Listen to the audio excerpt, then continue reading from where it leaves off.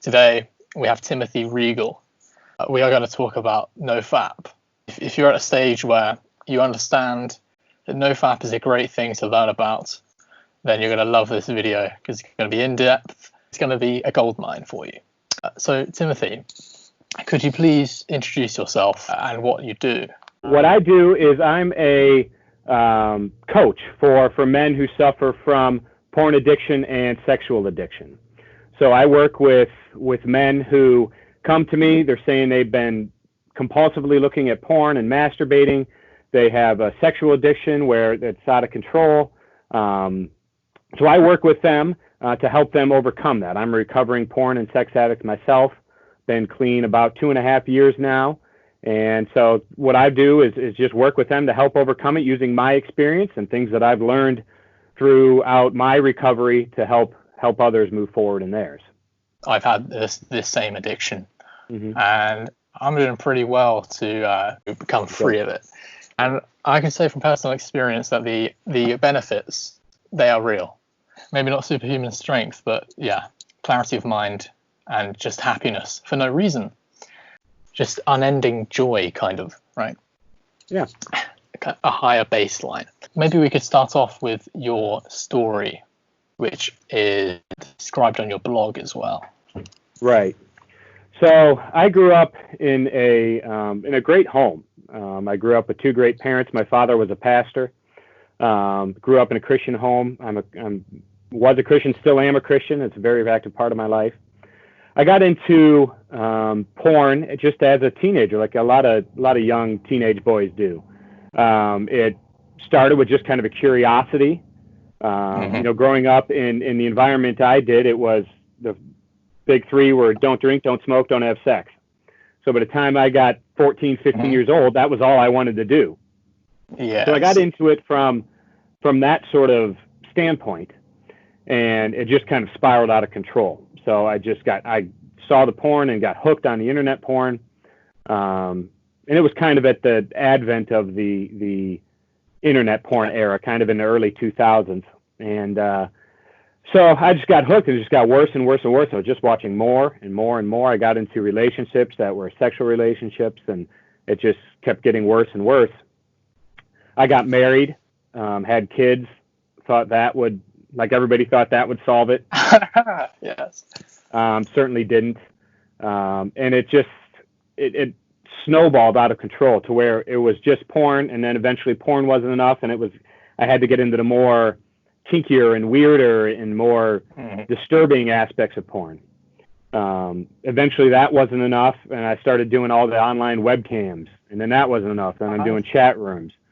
Then that wasn't enough, and I switched to starting meeting people in person, to where I was having online hookups and prostitutes and just full-on sex addiction, to where I was getting into even very dark stuff, dark and perverted stuff that disgusted me even then, and even more so now.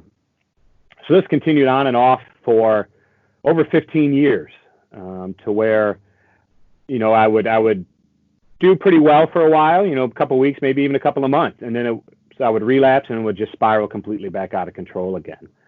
I tried everything I possibly could for years. I went to counseling, I went to seminars, I prayed harder, I tried harder, I worked harder, I did everything I could do. I just could never, ever overcome it. God. Yeah. And thankfully, I'm blessed with a wonderful family that was supportive. It did a lot of damage to my marriage, but, we determined to stick through it. Kind of the catalyst to the change was about 2.5, 3 years ago. I had two real good friends of mine that had always supported me and encouraged me and were kind of my accountability guys. And the last time I fell off the wagon where things got real bad, they kind of washed their hands of me. Yes. And just kind of wanted nothing to do with me anymore. So in some ways, looking back at it now, I'm glad it happened, because it kind of sparked my change. But it breaks my heart because it wasn't all the damage I had caused to my marriage, to my body, to my family, to my emotional health, my physical health, my spiritual health.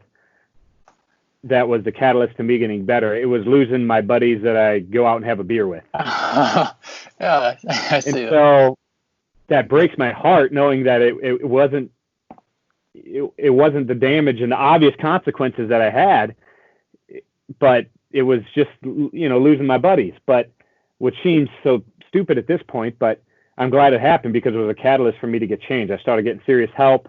I finally stopped trying to do it by myself. Yes. And got some guys to walk alongside me. So, I had some guys that kind of mentored me and coached me and stood by me. They were people that would, text me at 10:30 at night and be like, "Hey, what are you doing? Are you watching TV?" Yeah. Yeah. Well, make sure you don't start scrolling through your phone because you know what that leads to.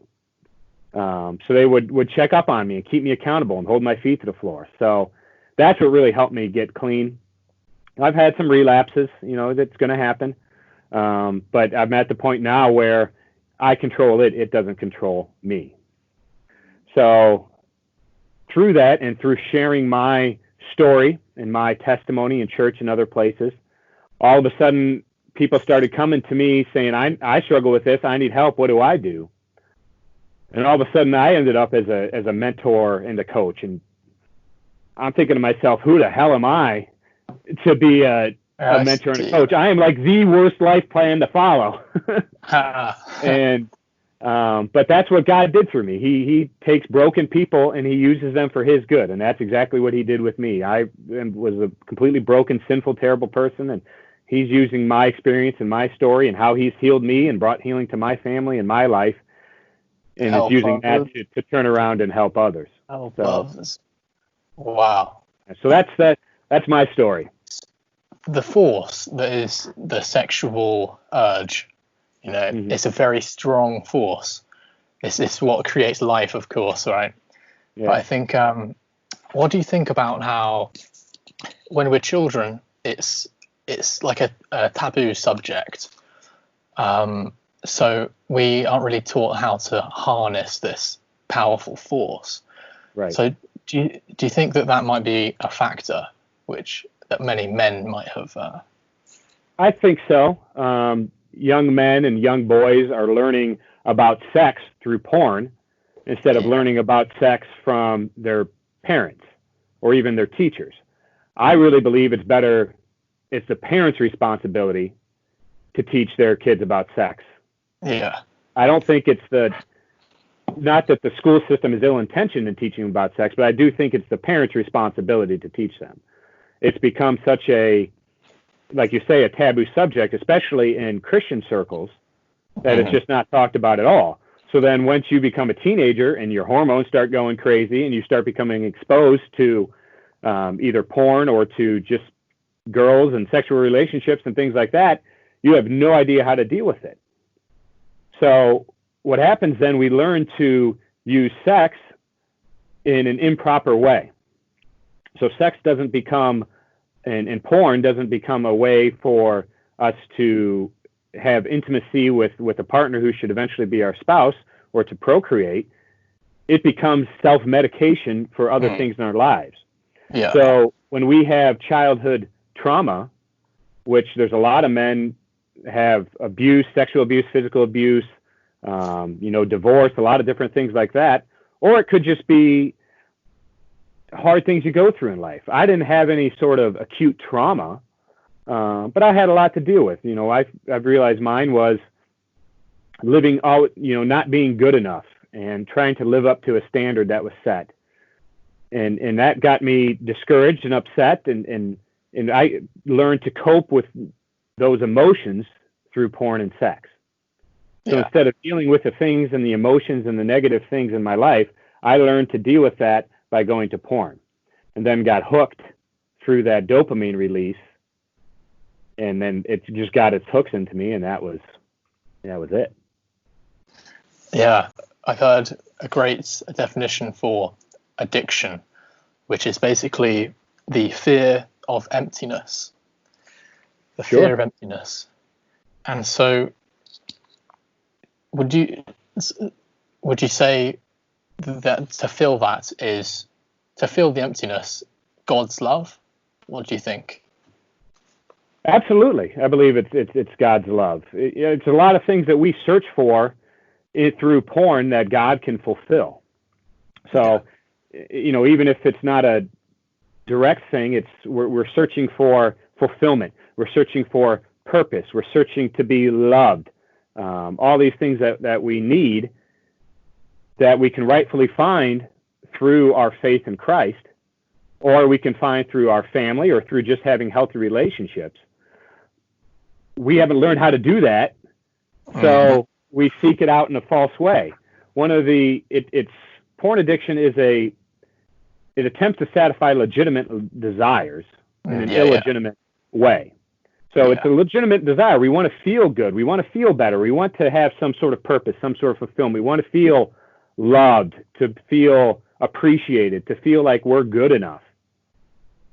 That's what we're seeking out. Acceptance is a big one. So we're seeking out all of that, but we're seeking that through illegitimate means, through the porn. So porn never rejects you. It never tells you you're not good enough. It never says no. So when we face those situations in life where we get rejected, where we get, feeling like we're not good enough or feel like we're not accepted, we can turn to this, and it welcomes you with open arms. I remember being a boy. I'll tell you a story here. When I was 12, there's this thing called the canteen. We called it canteen in school, the lunchroom. Sure. There's about 200 people, and my crush was there. And it was that day where I was asking her out, guys. There I was. We've all been there. We've all done that walk. And she said, maybe. And basically from that point on, I was just like, I felt so much pain, And I came to realize that the porn use, it was basically just like a big fuck you, it was a big, to every girl, really. So, Right. I had a couple instances as a teenager where I felt rejection. I had a girlfriend in high school that was sexual with, and we were together a year or two. She cheated on me. We broke up. The next girl I was with was a whole whirlwind thing. It was like a summer thing. We were going to run away and get married. Now, mind you, I was 18 years old, and that was going to be it. Then all of a sudden, right when we were getting ready to kind of run away and whatever, she dumped me right out of the blue too. So it was two major rejections back to back. Now, when you look at that from a big picture, saying, Tim got broken up with twice when he was 17, 18, 19 years old. Whoop-de-doo. Who doesn't that happen to? Yeah. And that's true. But at the same time, what it was to me was just another emotional rejection that I had to deal with. And so that rejection led to me seeking out more and more porn and seeking out more and more sex, to where the point where I kind of created almost this alter ego, this secret life, this other person that was just, full on confident, full of energy, full of strength. And, girls never said no. The porn girls never said go. The online hookups never said no. So I kind of created almost this alter ego just to combat that pain of rejection. Yeah. So if someone is really resonating with this right now, let's help them here. So at this checkpoint in their life, perhaps, what would you say to a client of yours in this position, if you could talk to yourself back then? Yeah, I would say, first of all, is to admit that it's a problem. So many people think that porn is normal and healthy and good for you. And that's how you learn how to be good at having sex, and that it's, every guy does it, so there's nothing wrong with it. The first thing is to admit to yourself that, hey, this isn't right. This isn't normal. I'm having physical problems. I'm having, I'm feeling depressed and feeling full of shame and all these different things, or the porn-induced erectile dysfunction, all these different things that happen. So the first thing is to admit that it's a problem. The second is to admit that you need help. that you can't do this alone. Surrender, guy. Yeah, so you need to find someone to help you. If you keep trying to go at it alone, you're just going to keep relapsing and relapsing. I mean, I did that for 15 years. So you need to realize there's a problem. You need to realize you need help. You need help not only from God, so you need to confess it to God and realize that he can be the one to give you the strength and the courage and the support to turn around. But you also need help from a support system. You need men, and yes, it needs to be men, to help you, guide you through that. You need a support system. You need somebody that's going to be there to tell you what you need to hear, not what you want to hear. That's right. So they need to give you some tough love. At the same time, they need to build you up and encourage you. Be like, you got this, bro. You can do this. You're strong enough. You can do it. You got it within you. But also to keep you accountable, to check up on you, to make sure that you're following the plan that you're supposed to be doing. So get started on that. Realize it's a problem. Get help. Build a support system. And then you need to find out what's going on underneath the porn addiction. So what is it that you're self-medicating with the porn? And that's probably the hardest thing to do, is to realize what's happening underneath. That can take years, months, years of self-analyzation, of counseling, therapy, coaching, different things to kind of dig deep and realize what that is. It took me 15 years to realize it was that feeling of rejection and not being good enough, not living up to a standard that drove me to the porn and the sex. That's probably the hardest part. But you have to face that pain. You have to face those emotions, or all you're doing is treating the symptoms.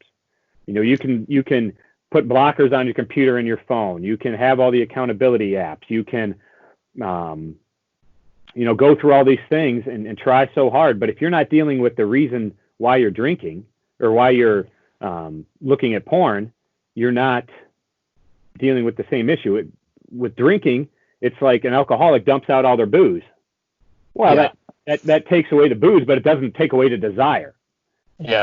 Porn, yes, you should take away all those things and have those safeguards in place to keep you from looking at the porn. But if you don't deal with the desire and what's causing you to look at it, you're not going to find permanent or lasting healing and recovery. One little method I'll throw in here is so we're talking about the wound that's creating this pain that we're trying to solve with. It could be drugs, it could be TV, it could be anything. We heal the wound. And one thing that I found is during meditation or prayer, any time when you're alone, I found it useful to go back to these situations like being rejected by a girl and just experience it again with a new mind, with a new perspective. Right. So in order to discover what some of those wounds are, you have to do some deep reflection. That's right. You have to do some digging deep down into your soul and into your heart to realize what those are. You're going to have to tear off some Band-Aids that have been on there for a long time. And it's going to hurt like hell.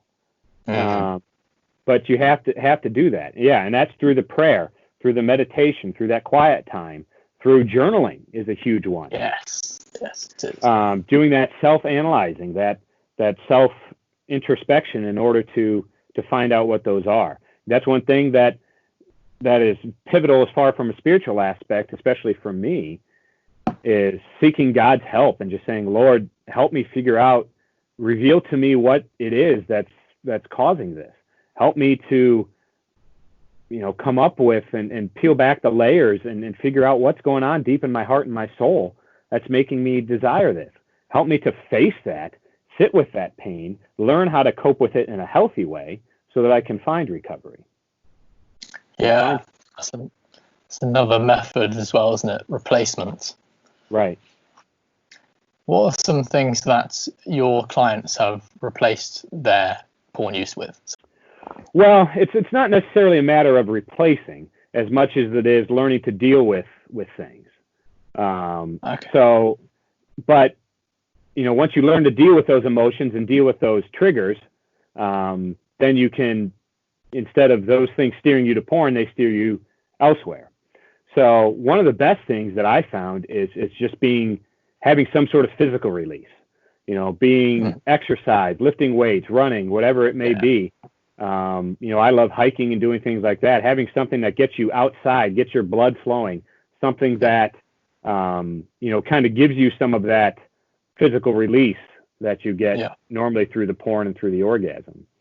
The other way is learning how to focus your thoughts.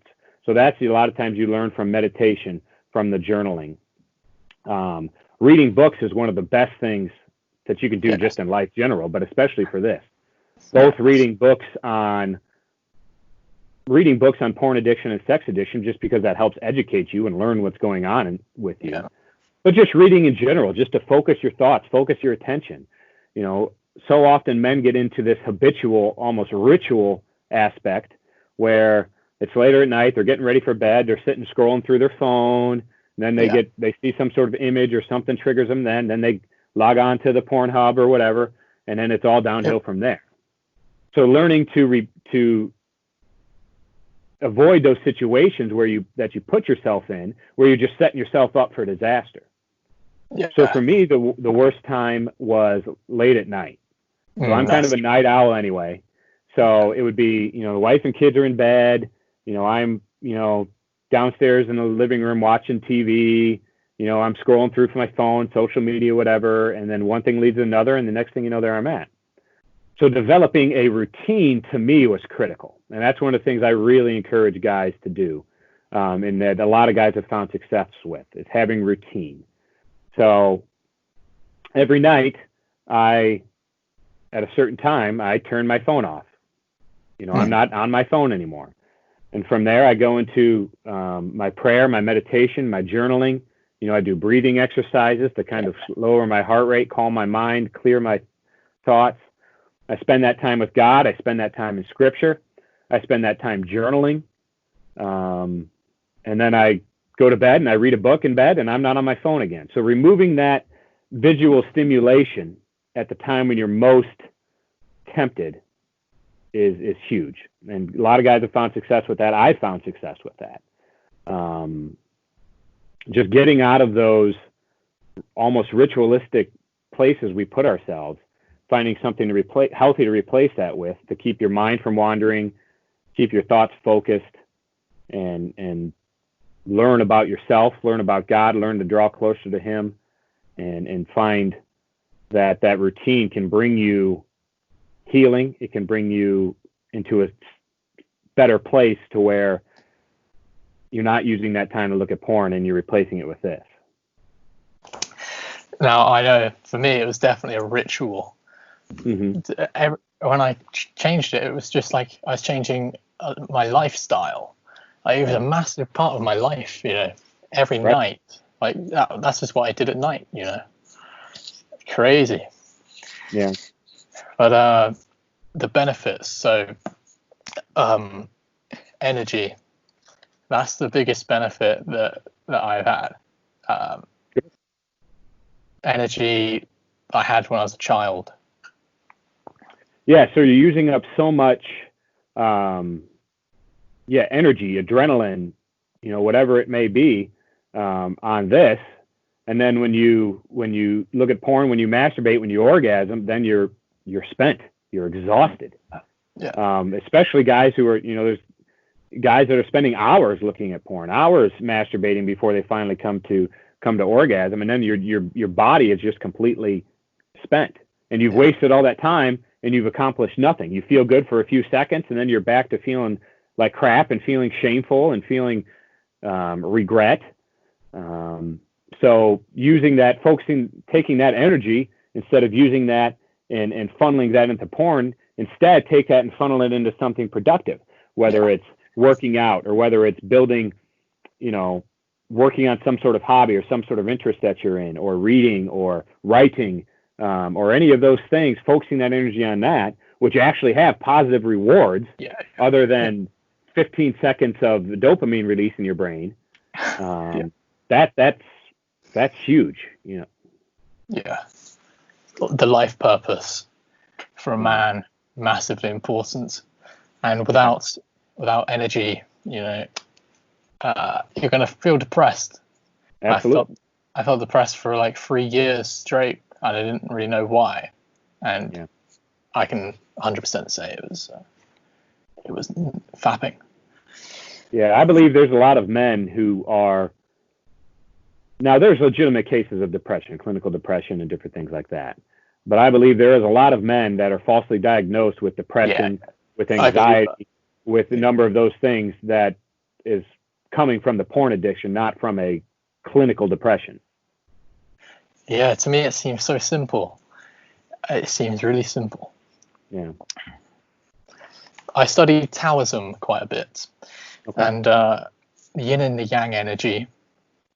Now, male energy is yang, and a guy without much yang energy is just going to feel like a slug. You're going to feel like, so if you feel like a slug, then this video is for you if you're fapping. So could you take us through the benefits that you've noticed? Sure. In yourself and other guys. Yeah, I mean, just kind of what we just talked about. It's improved motivation, improved mood.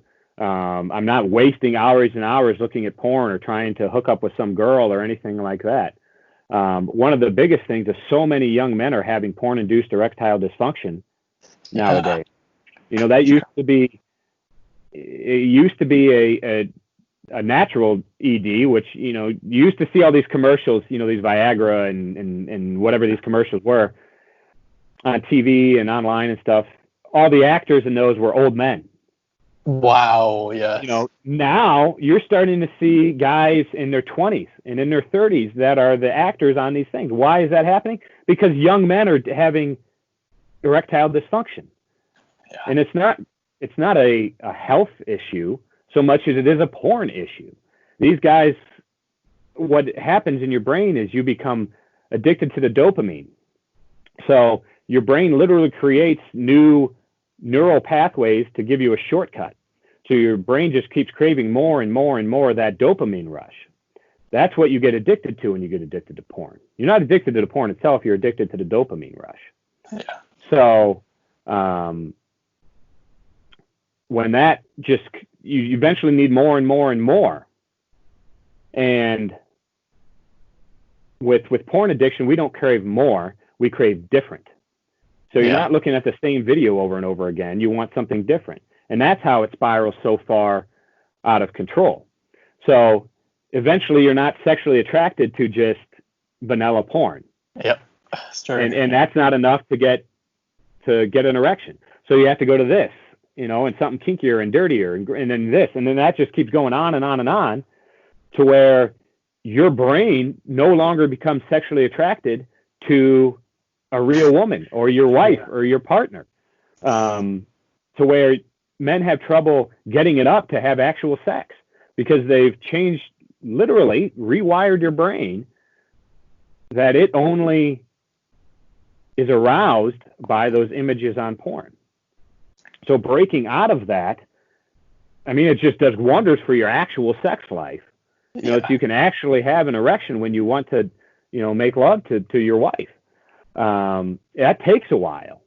That usually takes, a few weeks or a few months to kind of reset your brain to where you can start having an erection when you should have an erection. So that's one of the biggest things is just breaking through that porn-induced erectile dysfunction, which is literally, it's emasculating. It's taking away the essence of your masculinity by taking away your ability to get an erection. So by quitting the porn, you can gain that back, which is going to in turn make huge strides in your actual relationship. When you can actually be focused in on being intimate with your wife instead of having to go through all these mental pictures in your brain just to get an erection so you can have sex with your wife. Yeah. It creates a true intimacy with your spouse versus the false intimacy of porn. So that's probably the biggest thing, is it creates allows you to have a healthy intimacy with your partner instead of this false intimacy of porn. Yeah, very human. Right. The novelty thing, it can be so, you can get into some weird categories. Oh, yeah. And then the weirder things you get to, the more shame you might feel. It's just like a downward spiral. So, yeah. Well, it's a cycle. So you get into this addictive cycle where something triggers you, one of those negative emotions triggers you that you didn't learn to deal with. Then you go from trigger to fantasizing. And fantasizing, then you're thinking about it, you're imagining it, all those things. Then you go to kind of your ritual. So that's where, a lot of guys, it's the same time of day. They have a special place in their house, or it's when, certain things like that you ritualize, which then leads to the acting out. Then after you've acted out, then you feel like crap. You feel depressed. You feel full of shame. You feel full of remorse, which leads you right back to one of those negative emotional triggers and just starts the cycle over again. Yeah. So the key is learning to break out of that cycle to find freedom. Otherwise, you just keep going round and round and round. Yeah. Breaking the cycle. And that's what I've been doing. Because once you realize that it is just a cycle, you can sort of throw a twig in the wheel of a bicycle. Exactly. So, yeah. And the point the point where that needs to happen in that process is at that trigger point. So identifying what those triggers are. And that's what you can do through some of the journaling we talked about, where you're doing that kind of that self-analyzing and taking that time to analyze your thoughts and your emotions and realizing what the trigger is, and then learning how to deal with that trigger. Whatever it be. It can be something that is outward. It can be a visual image on TV or on your phone, or something, a bad day at work or something like that. Or it can be inward. It can be an emotion, a feeling depressed, feeling rejected, feeling unwanted, different things like that. So you have to learn to face that trigger and deal with that. Before, we learned to deal with that trigger and deal with those things by going to porn. Now we have to learn to break out of that cycle. So in my ebook, I have a whole section on dealing with triggers. So, and I have this system that I came up with that's called the 4 R's when you face a trigger. So the first one is remove either yourself or the trigger. Yeah. So if the trigger is something on TV, turn it off. If the trigger is a situation that you're in, let's say you're at the gym, and you can't really be at the gym right now because of the quarantine, but normally when you'd be at the gym, you see some hot girl doing squats, remove yourself, get away, Second is reach out. So when you're feeling triggered, feeling tempted, feeling overwhelmed with those urges, reach out to that person that's your accountability partner and your support system. Say, hey, I'm feeling this. What do I do? Help me, and they can walk you through that. Hey, what are you feeling right now? What are the emotions that you're going through? Well, let's process that. So helpful, man. Right. The third is reflect through scripture and prayer. So when you're feeling those urges, take that time, get quiet, calm your mind, calm your thoughts, and realize what's going on. Then lastly is to re-engage your mind. So if you're, a lot of guys have told me when they're feeling those urges, just their mind is going, 1,000 different ways a minute. So re-engage your mind on something. So that's when you need to do the reading, do the journaling, do the exercise, hyper focus on something until you can get through that. So dealing with the trigger is what it takes to break out of that cycle. If you get it past the trigger and get into that ritualization, there's no going back. There's no going back. You're downhill and you're not coming back. You imagining yourself from the other side of the room, let's say. Okay. And I've done this where I imagine myself just doing that ritual from the other side of the room, and I just look at myself and I think, do I like that? Is that me? Is that going to lead me to where I want to be? And it doesn't. I don't like it. And I see myself as just an ape. Imagine an ape like in the bushes 50,000 years ago. Sure. There's like this whole society. They were having fun and partying, and then there's me. It's just in the bushes, just going for it. Yeah. So yeah. Well, that's kind of the same thing. It's the self the self-analyzation that we were talking about earlier. It's removing yourself from the immediate moment. You know, a lot of times you get so hyper-focused on the porn and the sex that you can't think about anything else outside of that. So doing what you're doing and kind of zooming out from the immediate and saying, is this, looking at the big picture, is this the life I want to live? Are these the actions I want to take to reach the goals in my life that I've set? And kind of zooming out from there and using that to deter you from continuing on that path. Man, so life after fapping, life after, it's just sweeter. I've already found this, you know, and I haven't even hit 90 days yet, you know. Great. I've had many relapses, you know, many streaks.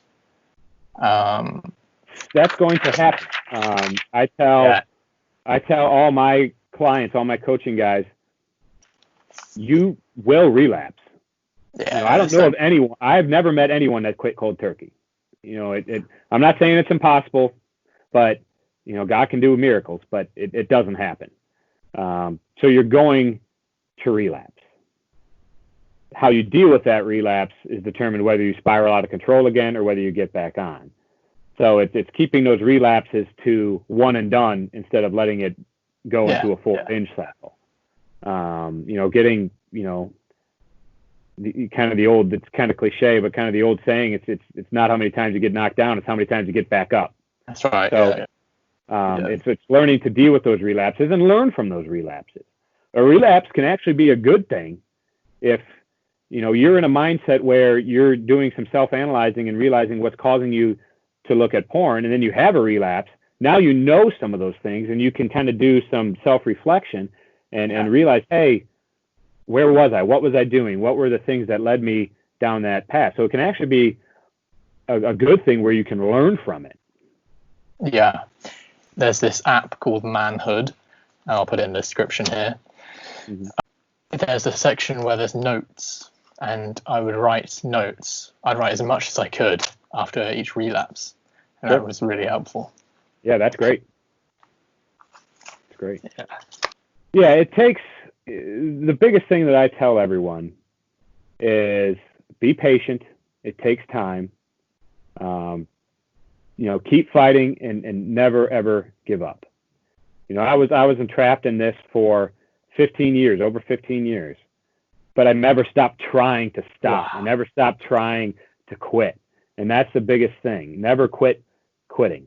It takes years to rewire your brain completely from a porn addiction. You know, it's kind of like, I'll use the example of fitness. You know, people, you know, everybody makes a New Year's resolution to lose weight, and by February they're off of it because they didn't stick with it long enough to see the results. So guys think, oh well, I'm still relapsing 3 months in.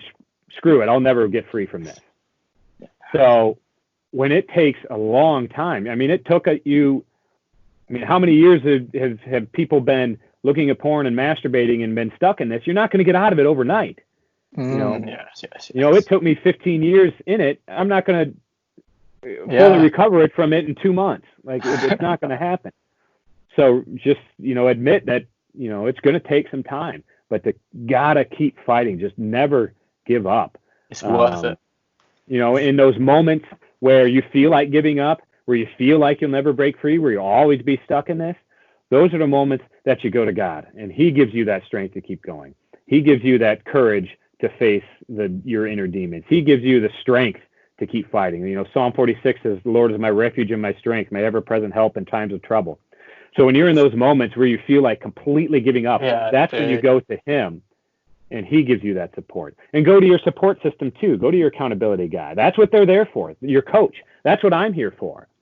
I tell my guys, I'm not here to diagnose you or to do anything like that. I'm here to be when it's midnight and you're feeling in that moment and you need somebody to just vent to.